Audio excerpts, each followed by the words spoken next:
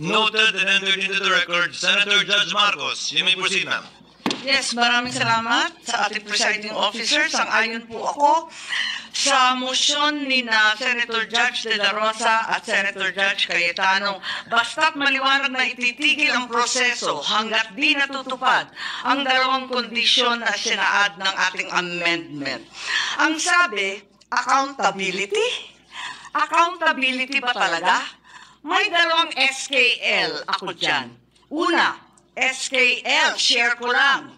Share ko lang na si VP Inday Sara ay sinampahan ng kaso sa Komisyon ng Audit, ang COA, sinampahan ng kaso sa Supreme Court, sinampahan ng kaso sa iba't iba pang korte, sinampahan ng kaso ng Department of Justice, pati na rin ng PNP, at sinampahan ng kaso ng disbarment.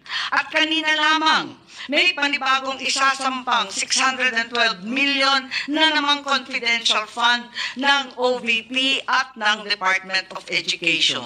Walang tigil na kaso.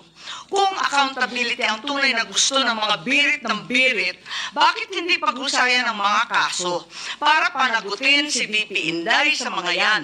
May multa yan. May kulong if ever mapatunayan. Aba, damang-dama ang accountability kapag ganyan.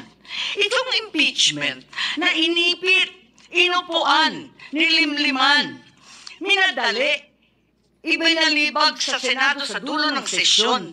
Ito ay ang pinakamaliit na iskinita ng accountability na yan.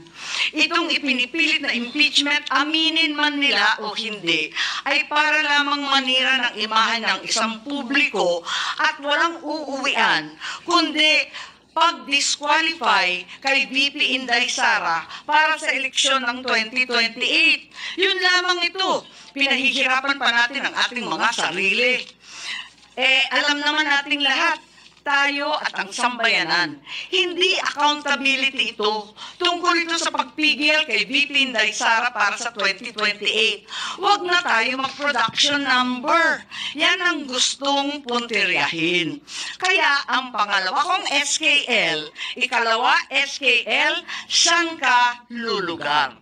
Kapag umuo ka sa pagpatuloy ng impeachment, magpadala ka sa mga ambisyoso ng 2028. Kapag pinadismiss o pinaremad mo naman, sasabihan kang pinoprotektahan mo si Inday. SKL, saan ka lulugar? Ako sa tama. Magpakatotoo tayo, mga kapatid na hukom at senador. Malayo pa ang 2028. Maraming gutom at naghihintay ng serbisyo mula sa Senado. Hindi tanga ang Pilipino. Alam natin ang motibo at tunay na pakay ng mga lulong sa ambisyon at kapangyarihan. Maraming salamat po.